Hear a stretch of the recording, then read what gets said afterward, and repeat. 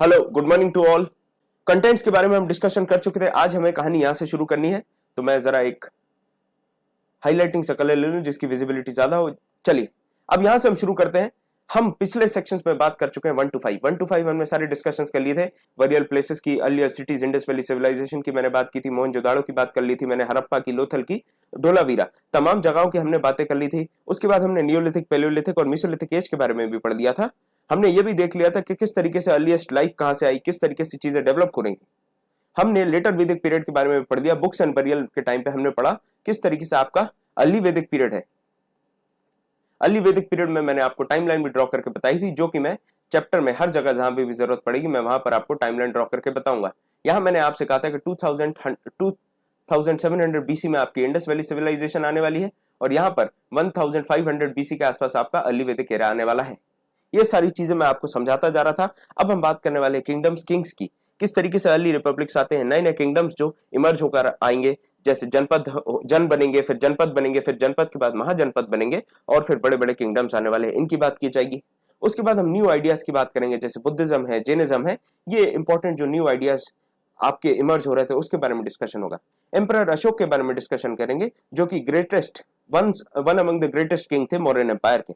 Important cities की हम बात करने वाले हैं, इंपॉर्टेंट विलेजेस की बात करने वाले हैं, चाहे हम मथुरा की बात करें या फिर इंपॉर्टेंट पोर्ट्स जो पुहर या फिर अरिकमेडू या फिर आपके भरूच, ऐसी जरूरी जगहों की बात करेंगे। हम बात करेंगे जो नए ट्रेडिंग्स होंगी, जो ट्रेडर्स होंगे, किंग्स होंगे। पिलग्रिमेज में हम फाहिन की बात करेंगे कि फाहिन किस तरीके से आया था, और फिर यूनसंग की बात करेंगे जो चाइना से आते हैं बुद्धिज्म की इंपॉर्टेंट टीचिंग्स को कलेक्ट करने के लिए। न्यू एम्परर्स आने वाले हैं, समुद्रगुप्त का डिस्कशन होगा यहाँ पर हम डिस्कशन करेंगे चोलास का, चेरियास का, और फिर पांड्यास का। पल्लव डायनेस्टी की बात करेंगे, चोला डायनेस्टी की बात करेंगे, पुलकेशन, हर्ष, इन सारे लोगों के हम डिस्कशंस करने वाले हैं, उनके किंगडम के बारे में समझने वाले हैं।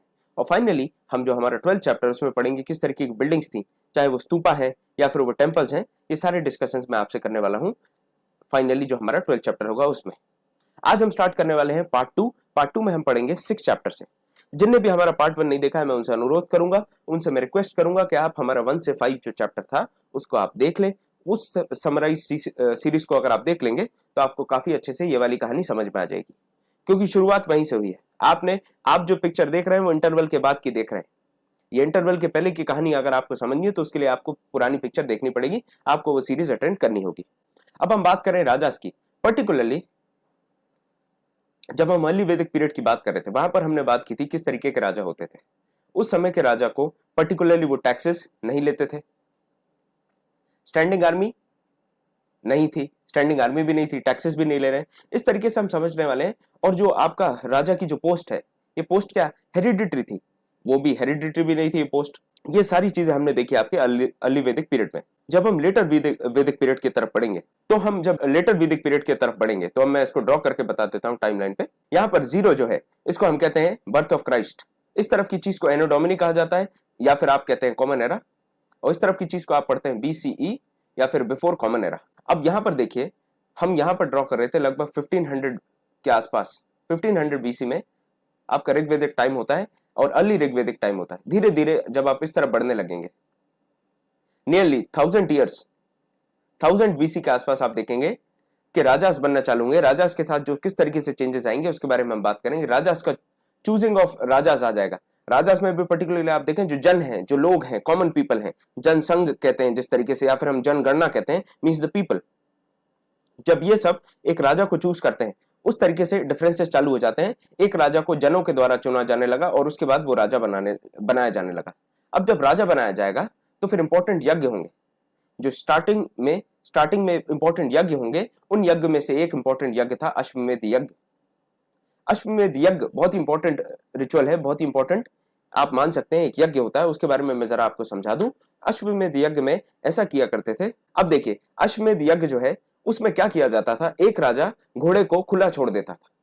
जब घोड़े को आप खुला छोड़ देंगे उस स्थिति में वो घोड़ा जहां तक भाग कर जाएगा वहां तक का साम्राज्य उस राजा का हो जाएगा जिसका वो घोड़ा है। अगर रास्ते में उस घोड़े को कोई और राजा रोक लेता है तो उस राजा को घोड़े वाले राजा से लड़ाई करनी पड़ेगी। अगर राजा उन घोड़ों को नहीं रोकता है तो वो राजा बुलाए जाएंगे अश्वमेध यज्ञ के दौरान। उनका सिर्फ एक काम रहेगा, उनको आके बैठकर वहां देखना है और कुछ नहीं करना। यज्ञ में सिर्फ दो ही इंपॉर्टेंट चीजें रहती थी, एक आपका प्रीस्ट इंपॉर्टेंट होगा जो रिचुअल्स को परफॉर्म करेगा, और एक आपके किंग जो राजा है जिसने ये अपना हॉर्स छोड़ा है वो इंपॉर्टेंट होगा। ये दोनों लोग ही सिर्फ इंपॉर्टेंट होते थे और कोई इंपॉर्टेंट नहीं होता था, बाकी सब मियर स्पेक्टेटर्स थे, वहां बैठ के बस उनका देखने का काम था, आप बैठिए और देखिए, उस तरीके की स्थिति थी। जो राजा था उसको बहुत अच्छी जगह पे बिठाला जाता था, उसकी जो सीट होती थी वो काफी स्पेशल होती थी, ऐसा माना जाता है कि टाइगर की स्किन पे भी उसको बिठाला जाता था। तो आप समझ सकते हैं कितना इंपॉर्टेंट होता था अश्वमेध यज्ञ कराना, कोई छोटा मोटा राजा नहीं करा सकता था, उसके लिए जरूरत होती थी पावर की। अब एक और इंपॉर्टेंट एस्पेक्ट आप यहां देखेंगे तो जो आपके वर्ना सिस्टम है, वर्ना सिस्टम कंसोलिडेट होने लगा। वर्ना में हमने बात की थी किस तरीके से ब्राह्मण आने वाले हैं, क्षत्रिय आने वाले हैं, क्षत्रिय के बाद हम डिस्कस कर चुके हैं वैश्य के बारे में और शूद्र के बारे में। ये चतुर्वर्ण आश्रम, यहां पर आप देखेंगे तो ब्राह्मण और क्षत्रिय इंपॉर्टेंट थे, ये दोनों सेक्रीफाइस में पार्टिसिपेट करते थे, साथ में वैश्य भी सेक्रीफाइस में पार्टिसिपेट करने वाले, पर जो शूद्र हैं ये पार्टिसिपेट नहीं करेंगे, इनको एक्सक्लूड कर दिया जाएगा सेक्रीफाइस से, इनको पार्टिसिपेट नहीं करने दिया जाएगा। जो वैश्य हैं वो सेक्रीफाइस में भी पार्टिसिपेट करते थे और साथ में गिफ्ट्स भी लेकर आते थे, आसपास के जो लोग हैं वो भी गिफ्ट्स लेकर आते थे तमाम प्रकार के। तो ये आप समझ लीजिए इस तरीके से आपका अश्वमेध यज्ञ चलता था। आगे आप समझे, आगे वर्णास की बात करते हैं, किस तरीके से आपके लेटर वैदिक पीरियड में, जो आपका लेटर वैदिक पीरियड है वहां पर आप देखने वाले हैं कि जो वर्ण्स है, जो वर्णास है वो कंसोलिडेट हो जाएंगे। लेटर वैदिक पीरियड में जैसे ही वर्णास में कंसोलिडेशन आएगा, रिजिडिटी आएगी, हायरार्की के हिसाब से या फिर बर्थ के हिसाब से उनके कास्ट या फिर वर्ण को डिफाइन कर दिया जाएगा। उसके बाद आप देखने वाले हैं कि गंगा और यमुना का काफी ज्यादा इंपॉर्टेंट डिस्कशन होने लगा, किताबों में लिखा जाने लगा। मैंने आपको बताया था कि अर्ली वैदिक पीरियड में सिर्फ एक बुक लिखी गई जिसका नाम था ऋग्वेद।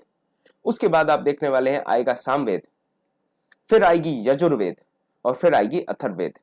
मैं इसको ऐसे याद रखता हूं, री सा या, आप यहां से समझिए री सा या, यहां से आपको क्रोनोलॉजी भी याद रहेगी और हम आगे पढ़ेंगे कि हर किताब में क्या क्या दिया है। पहले की जो ऋग्वेद है, ऋग्वेद में only importance was given to fire, Indra as well as Soma, the Soma plant जो इंटॉक्सिकेट करता है, जो नशा करता है, उनको इंपॉर्टेंस दिया जाता था। लेकिन आगे आने वाले वैदिक पीरियड में, लेटर वैदिक पीरियड में आप देखेंगे गंगा और यमुना को भी इंपॉर्टेंस दिया जाने लगा। फिर आप देखिए साम, अथर्व और यजुर, इनके बारे में हम बात करने वाले हैं, किस तरीके से इनको कंपोज किया गया और क्या क्या इंपॉर्टेंट चीजें थी इनमें। यहाँ पर रिचुअल्स भी डिफाइन करे जा रहे थे, रूल्स ऑफ सोसाइटी भी डिफाइन किए जा रहे थे, और जो 4 ग्रुप्स बनने वाले हैं आपके, जो मैंने 4 ग्रुप्स आपको बताए, ब्राह्मण, क्षत्रिय, वैश्य और शूद्र, ये 4 ग्रुप्स जो है आपके रिजिडिफाई होंगे और इन्हीं को आप कंबाइन करके कहते हैं वर्णास। अब समझते हैं हम सामवेद में क्या है। तो मैंने आपको पिछले लेक्चर में बताया था कि 1000 के आसपास हाइम्स जो है, 1000 हाइम्स आपकी कहां पर है, 1000 हाइम्स है आपकी ऋग्वेद में। Rigveda is composed of 1000 hymns. उसके बाद आप आगे समझेंगे कि when Rigveda is composed of hymns, Samaveda tells how to sing these hymns. इस सिंगिंग की बात करने वाला है सामवेद, कि हम कैसे गाएंगे उन हाइम्स को, ये आपको सामवेद में दिया है। यजुर्वेद बात करने वाला है यज्ञ की, यजनास की। तो आप वाइफ और यज्ञ, वाइफ और यजना याद रखें। तो यथर्वेद जो है आपका, यजुर्वेद है जो, सॉरी, वो आपकी यजना की बात करेगा, वर्शिप की बात करेगा, उनके जो रिचुअल्स फॉलो करने हैं उनकी बात करने वाला है। अथर्ववेद से आप याद रखें, यहाँ पर साइंस की बात की जाएगी, आयुर्वेद की बात की जाएगी, मेडिसिन की बात की जाएगी, और उसके साथ साथ कहीं ना कहीं ब्लैक मैजिक की बात होगी, वैदिक मैथ्स की बात होगी। ये सारे डिस्कशंस आपके सामवेद में होते हैं, सॉरी अथर्ववेद में होते हैं। तो आपको क्लियर हो गया सामवेद। सात से सारे गामा से याद रखिए, सारे गामा, तो आपको याद रखना है इस तरीके से गाया जाता था। ऋग्वेद जो है उसमें लिखा था, गाना कैसे सामवेद में लिखा गया, यज्ञ कैसे करने यजुर्वेद में लिखा गया, और अथर्ववेद से आप आयुर्वेद, ब्लैक मैजिक, वैदिक मैथ्स, ये सारी चीजें याद रखेंगे। और क्रोनोलॉजी याद रखने के लिए जो मैंने आपको निम्नलिखित बताया उसको याद रखे, री सा या। ओके, यहां तक क्लियर हो गया आपको, री सा या, इसको हम याद रखने वाले हैं। आगे बढ़ते हैं। जो मैं आपसे कह रहा था कि यहां पर परेशानी बर्थ से होती है। बर्थ अगर आपका ब्राह्मण में हो रहा है तो आप ब्राह्मण हैं, अगर आपका क्षत्रियों में बर्थ होगा तो आप क्षत्रिय हो जाएंगे, वॉरियर क्लासेस। वैश्य में होगा तो आपको फिर ट्रेडिंग वगैरह करनी पड़ेगी, और अगर आपको शूद्र में हो गया तो आप शूद्र हैं। तो बेस्ड ऑन द बर्थ ये सारी चीजें हो गई। ब्राह्मण्स का पर्टिकुलरली काम क्या था, ब्राह्मण्स का एक ही काम था, उनको पढ़ाना है, they have to study and they have to teach Vedas. दो ही इंपॉर्टेंट काम थे ब्राह्मण्स के। उसके बाद आप बात करेंगे जो सेक्रीफाइस परफॉर्म करना है और जो गिफ्ट रिसीव करते हैं, उसका भी पूरा प्रोसीजर ब्राह्मण्स को ही पता होता था। क्षत्रिय जो है उनका काम था लड़ाई करना, they used to fight in battles, rule करना काम था उनका, साथ में जो आपके सब्जेक्ट्स हैं, जो पीपल हैं, उनको प्रोटेक्ट करना, ये तमाम काम है। और जो सेक्रीफाइस है आप देख रहे हैं सेक्रीफाइसेस करवाने के लिए ब्राह्मण्स भी परफॉर्म कर सकते थे और क्षत्रियास भी। वैश्य जो हैं, जो पर्टिकुलरली फार्मर्स हैं, आपके हर्डर्स हैं, चरवाहे और व्यापारी ट्रेडर्स, ये सारे लोग वैश्य में आते थे और साथ में ये सेक्रीफाइस परफॉर्म कर सकते थे। लेकिन शूद्र की अगर हम बात करें तो उनको सबसे नीचे का माना जाता था। सबसे नीचे की श्रेणी में 3 के बाद चौथा जो श्रेणी है वहां माना जाता था। इनको रिचुअल्स परफॉर्म करने के लिए अनुमति नहीं थी। They were not allowed to perform rituals. साथ में इनको ये भी देखा गया है, इनसे कहा जाता था कि जो ऊपर के 3 हैं वर्ण, उनको आपको सर्विस देनी है, उनकी आपको सेवा करनी है। और किसी भी आप मान सकते हैं जैसा शूद्र के साथ ट्रीटमेंट होता तो उसी तरीके से विमेन को भी इसी ग्रुप में माना जाता था। विमेन को भी आप देखेंगे वेद पढ़ने नहीं दिया जाता था और रिचुअल में पार्टिसिपेट नहीं करने दिया जाता था और उपनिषद भी नहीं पढ़ने दी, ये जो आपकी वेदास हैं वो नहीं पढ़ने दी जाती थी। अनटचेबल्स भी यहीं पे ऐड हो जाते हैं। फर्दर आगे आप देखेंगे जैसे सोसाइटी और रिजिडिफाई होगी तो फिर अनटचेबल भी यहीं पे आ जाते हैं। फिर हम बात करने वाले हैं जनपद की। मैंने आपसे बात की जन का मतलब होता है क्या, जना का मतलब होता है पीपल, और संस्कृत में पद इज नोन फॉर फुट। तो जहां पर लोग अपना पैर रखने वाले, कदम रखने वाले, उसका अर्थ हो जाएगा जनपद। क्या आपको समझ में आ गया? जनपद का अर्थ है where people set their foot, the place is called janapad. This is a Sanskrit meaning, जहां पर पद को कहते हैं फुट। कह सकते हैं बहुत सारे जो मंत्र होते हैं वहां पे मंत्र या फिर जो हाइम्स हैं उनमें भी कहीं ना कहीं दिया है। जब आप किसी देवी की पूजा करते हैं तो आप कहते हैं कि त्वदीय पाद पंकजम नमामि देवी। उस तरीके से कि आपके जो पैर हैं, आपके जो चरण हैं, उन पे मैं कमल का फूल रखता हूं, कमल का फूल अर्पण करता हूं आपके चरण, जो आपके चरण हैं उस पर। तो इस तरीके से आप देखने वाले हैं कि पद का अर्थ है फुट और जन का मतलब है पीपल। तो यहां से आता है आपका जनपद। अब जनपद में आप देखने वाले हैं पहले ही बड़े राजा तो थे वहां, यहां पर आप देखने वाले हैं बड़े राजा के साथ साथ हमें कुछ एविडेंसेस मिले हैं कि जनपद कहां कहां पे थी। आप देखिए अतरंजी खेड़ा जो है एटा में, जो आज यूपी में है, वहां पर आपको इस चीज का एविडेंस मिलेंगे। हस्तिनापुर जो है मेरठ के पास में, ये भी उत्तर प्रदेश में, यहां पर भी आपको एविडेंस मिलने वाले हैं जनपद के। पुराना किला दिल्ली के पास में है, यहां पर भी आपको जनपद के एविडेंस मिलेंगे। लोगों का जीवन कैसा था जनपद में, आप देखें वो हट्स में रहा करते थे, कुटिया बनाकर रहा करते थे। मैं इसको आपको डायग्राम बना के दिखा देता हूँ। इस तरीके से आप देखेंगे लकड़ी का बना दिया जाएगा और इसके ऊपर घास होगी, तो ऐसे करके एक पर्टिकुलर सेक्शन में ऐसे रहा करते थे। तो ऐसे हट्स में रहा करते थे, कुटिया बनाकर रहा करते थे। ये बेसिक फिनोमेना था, ये लाइफस्टाइल थी। उसके बाद कैटल्स जो है वो बहुत ही इंपॉर्टेंट सोर्स थे उनके लिए। तो कैटल्स है, कैटल्स भी इंपॉर्टेंट हो जाएंगे। फिर आप लाइफस्टाइल को आप ऑब्जर्व कर पा रहे हैं, जब हट्स हैं कैटल्स हैं तो इनकी जो लाइफस्टाइल होगी, बेसिकली इनका जो ऑक्यूपेशन है वो फार्मिंग का होने वाला है। ये ग्रो करते थे व्हीट, बार्ली, बार्ली मतलब जौ। उसके बाद आप देखेंगे तमाम तरीके की दालें उगाई जाती थी। शुगर केन, गन्ने का जो है वो भी फार्मिंग की जाती थी। सीसम जिसको हम तिल कहते हैं, तिल या तिली, वो भी उगाई जाती थी। और मस्टर्ड, राई, ये भी उगाई जाती थी। साथ में आप देखने वाले हैं कि पॉटरी, जिसको मैंने हमेशा यूज बताया आपको, जरा मुझे जल्दी से बता दीजिए पॉटरी के क्या यूज होते हैं। तो पॉटरी भी यहाँ पर आपको मिलेगी। साथ में आपको एक इंपॉर्टेंट जो एस्पेक्ट मिलने वाला है जनपद टाइम का, वो मिलने वाला है पेंटेड ग्रे वेयर्स। आपको इसको याद रखना है, पेंटेड ग्रे वेयर्स, ये आप याद रखेंगे। यहां पर हम बात करने वाले हैं जो पेंटेड ग्रे वेयर्स है, इनकी काफी इंपॉर्टेंट खासियत ये थी, ये काफी स्मूथ थे, काफी फाइन थे टच में, और इनका जो सरफेस था काफी स्मूथ होता था। इसी वजह से ये इंपॉर्टेंट ओकेशंस पे यूज किए जाएंगे। अगर कोई फेस्टिवल है तब इनको यूज किया जाएगा, या फिर यूज किया जाएगा इसको आपके किसी इंपॉर्टेंट पर्सन को फूड सर्व करने के लिए। तो फूड सर्व करना है या फिर आपको किसी ओकेशन के लिए चाहिए, तभी आप इनको यूज करेंगे, उसके अलावा आप नहीं करने वाले इनको यूज। तो दो तरीके से आपको समझ में आ गया जो पेंटेड ग्रे वेयर्स हैं वो कहां और किस तरीके से यूज होते हैं। आगे हम बात करने वाले हैं 500 बीसी के आसपास की। 500 बीसी में आप देखने वाले हैं कि जनपद जो है वो और सुपीरियर हो जाएंगे और ज्यादा पावरफुल हो जाने वाले हैं। सुपीरियर होंगे, पावरफुल होंगे, साथ में इनकी जो कैपिटल्स होंगी वो कैपिटल्स में आप देखने वाले कि फोर्ट्स बनने वाले हैं। और जब जनपद जो है सुपीरियर होंगे, पावरफुल होंगे, तो वो बन जाएंगे महाजनपद। आप समझ गए, जब छोटे छोटे जनपद जो हैं वो साथ में कंसोलिडेट होते हैं और कंसोलिडेट होने के बाद एक्सपैंड होते हैं। राकेश बहुत बढ़िया, राज बढ़िया, कमलजीत बढ़िया,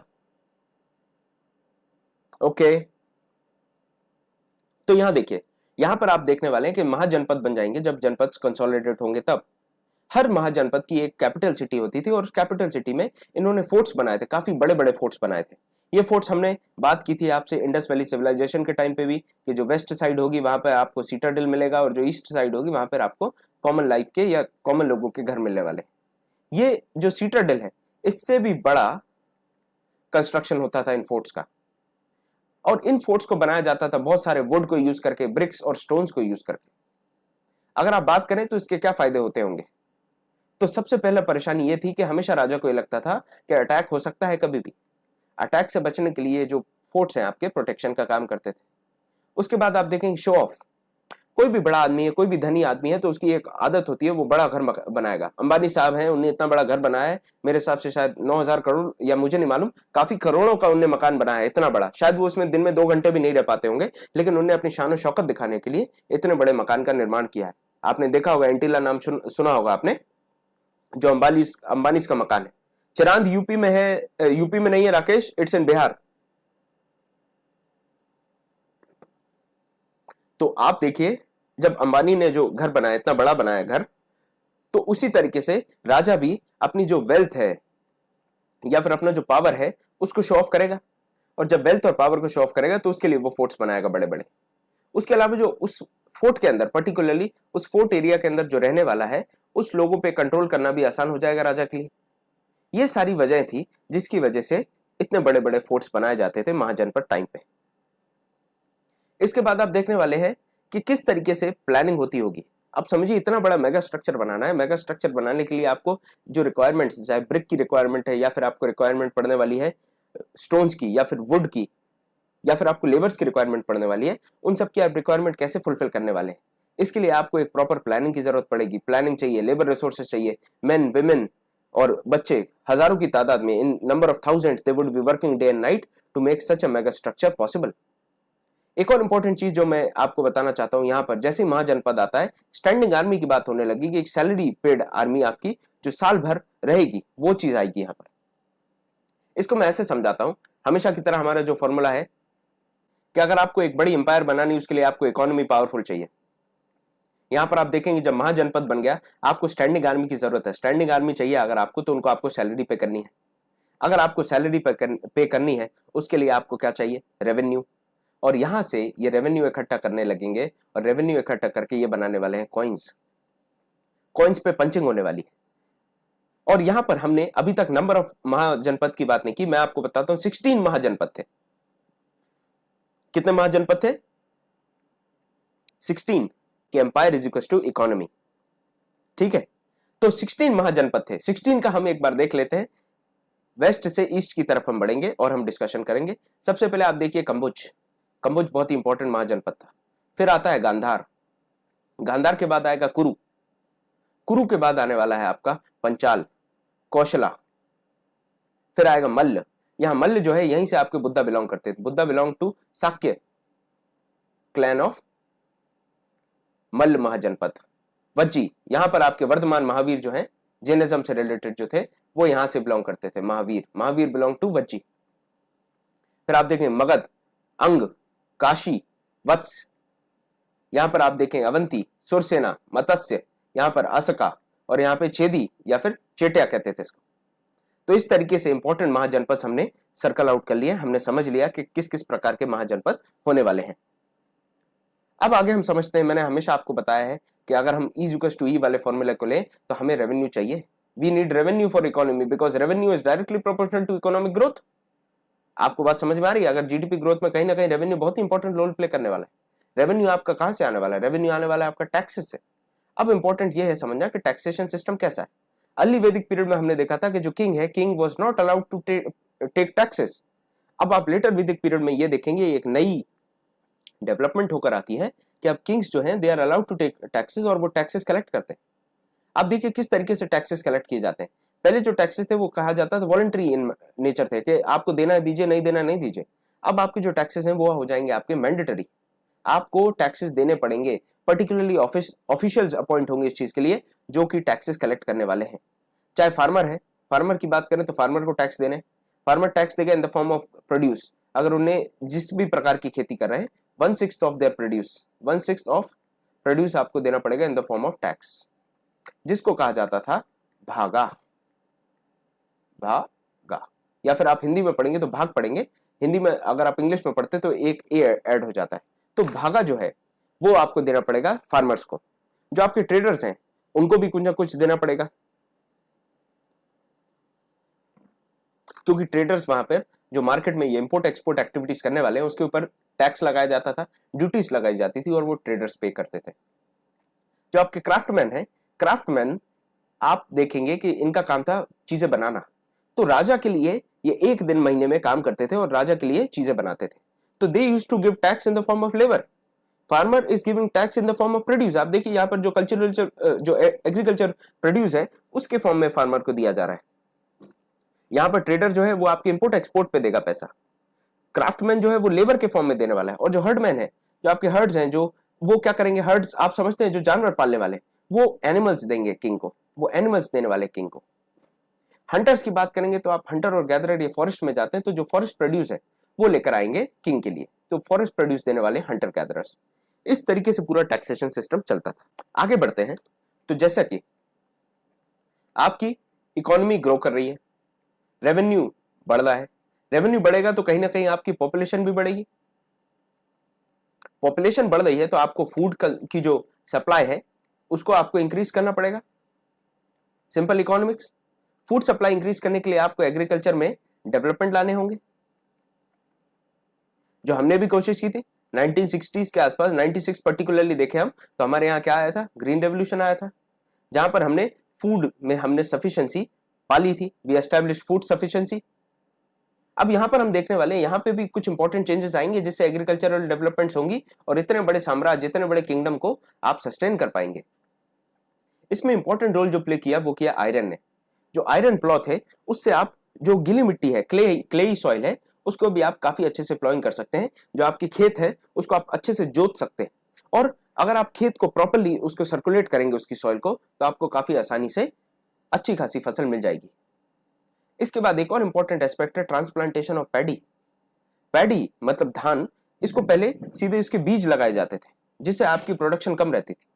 आगे आप देखने वाले हैं कि जो पैडी है उसको पहले अलग से लगाया जाएगा, फिर जब उसके थोड़े थोड़े पौधे आ जाएंगे, जो आज भी हम नर्सरीज में करते हैं, बाद में उसको ट्रांसप्लांट करते हैं। ये चीज तब से चल रही है, महाजनपद के टाइम से ये चीज चल रही है। अब एक बात देखिए, आप ट्रांसप्लांट तो करना है, लेकिन इतने बड़े एरिया में आपको एक एक पौधा लगाना होगा, एक एक प्लांट को आपको प्लांट करना होगा, उसमें कितना हार्डवर्क लगने वाला है, कितनी मेहनत लगने वाली है। और वो हार्डवर्क और वो मेहनत करने वाले हैं दासास एंड दासीस। जो दास और दासीज हैं, जिनको मैंने आपको बताया था राजा जीत लेते थे लड़ाई में, उन लोगों को ये चीजें करनी पड़ेगी, वो काम करते थे स्लेव्स का। और साथ में एक और नाम आपको याद रखना है, कमकाराज। ये कमकाराज इंपॉर्टेंट है, आपको ये याद रखना है। आपसे कभी भी मैच द कॉलम में या फिर इनकी डेफिनेशन या फिर कमकाराज इज रिलेटेड टू पूछा जा सकता है, तो आपको पता होना चाहिए कमकाराज इज रिलेटेड टू लेटर वैदिक पीरियड। तो कमकाराज वो लोग होते थे जिनके पास खुद की जमीन नहीं होती थी, लैंडलेस एग्रीकल्चर लेबरर्स। तो यहां पर इंपॉर्टेंट हो जाता है कि they were landless, they did not have land of their own. तो अगर उनके पास जमीन नहीं होगी तो वो दूसरे का काम करने पर मजबूर हो जाएंगे। तो जो पैडी की फील्ड में आप काम करवाएंगे वो कराएंगे दासास से, दास हैं, दासी हैं, इनसे काम कराएंगे, और कमकार से काम कराएंगे। इन तीनों से आप काम करवाने वाले हैं एग्रीकल्चर डेवलपमेंट के लिए। तो एग्रीकल्चर डेवलपमेंट में दो बातें आप समझ गए होंगे अभी तक। आगे समझते हैं। आगे हम बात करने वाले मगध की। अब आप देखिए मगध जो साम्राज्य वो इतना बड़ा कैसे बन गया। इतना बड़ा साम्राज्य कब होता है यह हमें समझने की बहुत ज्यादा जरूरत है, क्योंकि किसी भी किंगडम को बड़ा करने के लिए इकोनॉमी की भी जरूरत है आपको, रेवेन्यू की भी जरूरत है आपको, एग्रीकल्चर की भी जरूरत है आपको, और आर्मी की भी जरूरत है। इतनी सारी चीजें कहां से आने वाली है? तो इतनी सारी चीजें किस तरीके से आएंगी, ये समझिए कि जो गंगा और सोन है इसके कॉन्फ्लुएंस पे बसा है मगध। अब रिवर्स के जो कॉन्फ्लुएंस में अगर मगध बसा है तो इससे आपके रिवर्स से, पानी से पर्टिकुलरली आप देखेंगे ट्रांसपोर्टेशन आसान हो जाता है, वाटर सप्लाई मिलने लगती है, जो सिविलाइजेशन के लिए सबसे ज्यादा जरूरी है। मैंने शुरू में भी आपको बताया, चाहे आप नाइल की बात करें, चाहे आप बात करें मेसोपोटामिया की, जहां पे हम टिग्रिस और यूफ्रेटिस जो महान नदियां हैं उनकी बात करते हैं, या फिर हम आज के समय बात करें गंगा नदी की बात कर लीजिए या इंडस वैली की, हर जगह पर नदी बहुत इंपॉर्टेंट हो जाती है सिविलाइजेशन के लिए। River is called the life line of a civilization, river is the life line of civilization. ये आप कोट लिख सकते हैं। ये इसलिए इंपॉर्टेंट है कोट क्योंकि अगर आज के समय रिवर लिंकिंग प्रोजेक्ट्स के बारे में चर्चा होती है, जैसे आपका केन बेतवा है, केन बेतवा रिवर लिंक की बात होती है, और भी जगह बात होती है कि आप जो आपके हिमालयन रिवर्स हैं उनको आप पेनिनसुलर रिवर से कनेक्ट कर दीजिए, लिंक कर दीजिए, तो वहां पर आप लिख सकते हैं ये वाला कोट जो है, rivers are the life line of a civilization. फिर देखते हैं, जैसे मैंने आपको बताया इंपॉर्टेंट रिवर्स गंगा और सोन वहां पर है, पानी होना बहुत जरूरी है। रहीम का एक दोहा है जो मैं आपको सुनाता हूँ, रहीमन पानी राखिए बिन पानी सब सून, पानी गयो जो उबरो मोती मानस चून। उसी जैसी स्थिति आ जाती है अगर पानी नहीं हो, पर जो मगध है उसके पास में बहुत सारा पानी। गंगा भी है और सोन भी है, दो बड़ी नदियां हैं, जिससे ट्रांसपोर्टेशन आसान हो जाता है। और जो सॉइल है वो फर्टाइल है। अगर फर्टाइल सॉइल है तो एग्रीकल्चर प्रोडक्शन भी अच्छा होगा और फॉरेस्ट भी होंगे। फॉरेस्ट होने से आपको ये समझ लीजिए एलिफेंट्स मिल जाएंगे आर्मी के लिए, साथ में आपको वुड मिल जाएगा जिससे आप बना सकते हैं घोड़ा गाड़ी बना लीजिए, आप बना लीजिए बैलगाड़ी बनाइए, या फिर बड़े बड़े जो फोर्ट्स बनने हैं उनके लिए भी आपकी जो वुड की रिक्वायरमेंट है वो फुलफिल हो जाएगी इन फॉरेस्ट से। उसके बाद मगध के पास में ही आयरन माइंस थी। आयरन माइन होने की वजह से इन्होंने टूल्स बनाए और साथ में बनाए वेपन्स।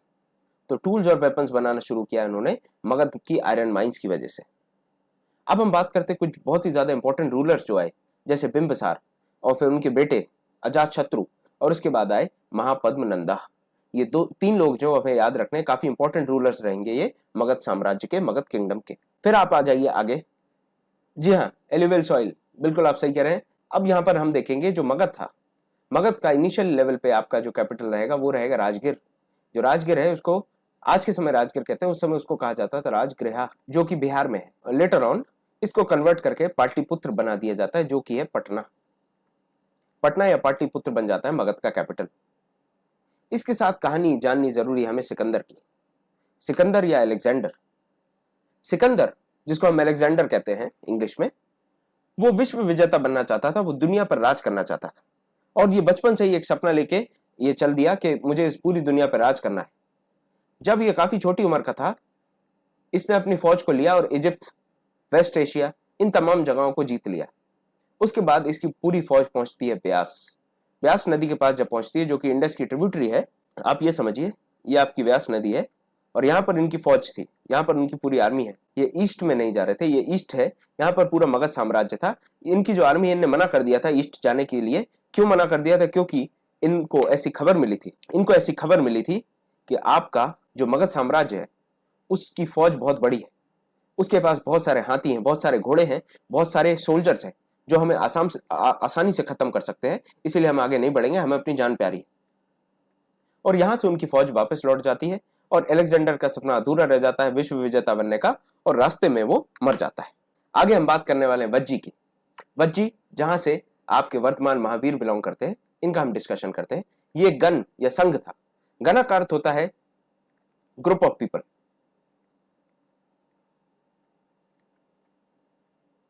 और जो संघ होते हैं, संघ का अर्थ होता है एसोसिएशन। जैसे आपने पढ़ा होगा राष्ट्रीय सेवक संघ, एसोसिएशन। और ये चीजें संघ या एसोसिएशन बनते थे। वज्जी उनमें से एक था जिसमें एक रिपब्लिकन टाइप ऑफ गवर्नमेंट थी।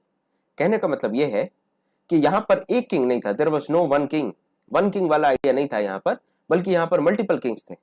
मल्टीपल किंग्स होंगे या मल्टीपल रूलर्स होंगे जो छोटे छोटे प्लेसेस को रूल करेंगे, और ये पूरे वज्जी पे कंट्रोल होता था। वज्जी का जो कैपिटल है वो वैशाली। और इसके साथ आप देखेंगे जो गवर्नमेंट है वो काफी डिफरेंट फॉर्म की रहने वाली, बहुत सारे राजा थे। अगर कोई रिचुअल्स परफॉर्म करने हैं, कोई डिस्कशन करना है, कोई डिबेट करना है, तो वहां पर आप देखने वाले हैं कि सारे जो रूलर्स हैं वो मिलकर इन सारी चीजों को करते थे। यहां पर भी एक इंपॉर्टेंट बात देखने मिलेगी आपको, जो वुमेन है, दास हैं और कम्मकाराज हैं, इनको कहीं भी इंपॉर्टेंट प्लेस नहीं मिलने वाली है डिस्कशंस में या रिचुअल्स में। Women, dasas and dasis as well as kammakaras, they were excluded from the discussions and rituals.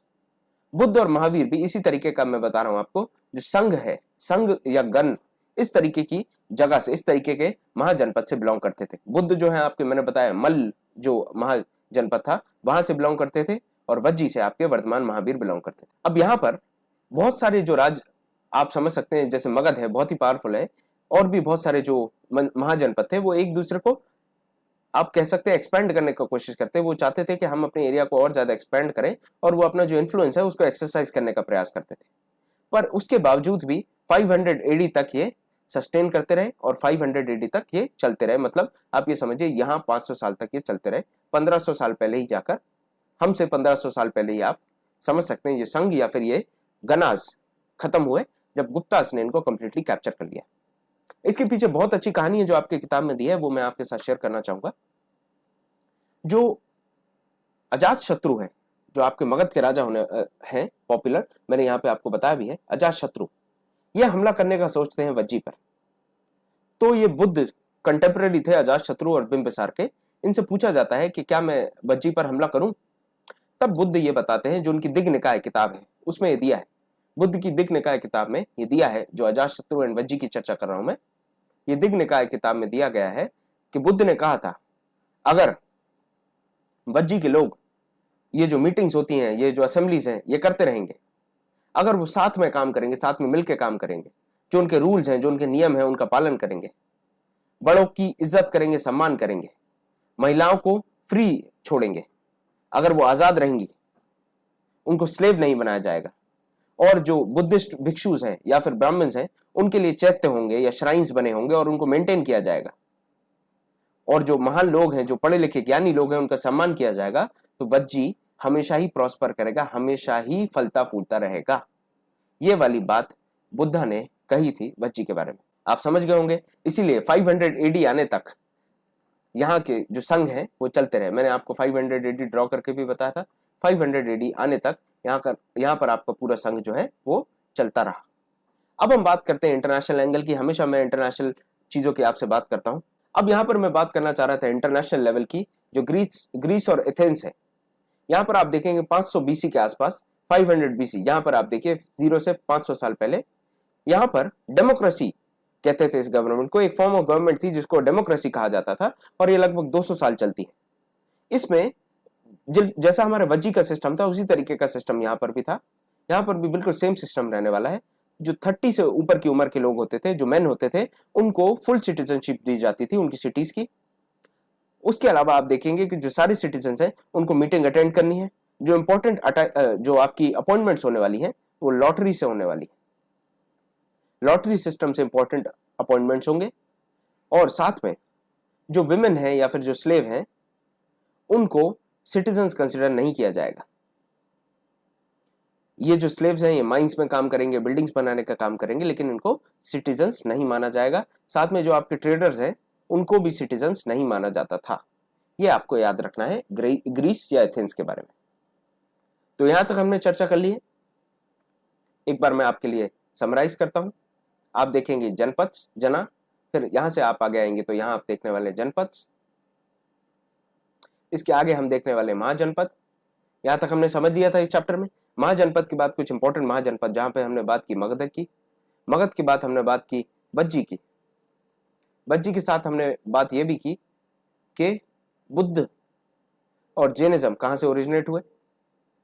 जो टाइप ऑफ गवर्नमेंट थी उसकी हमने बात की वज्जी में, संघ या फिर आपकी गना, इस टाइप की गवर्नमेंट थी। जो महाजनपद रहने वाले ये रहेंगे 16, ये भी हमने डिस्कस कर लिया।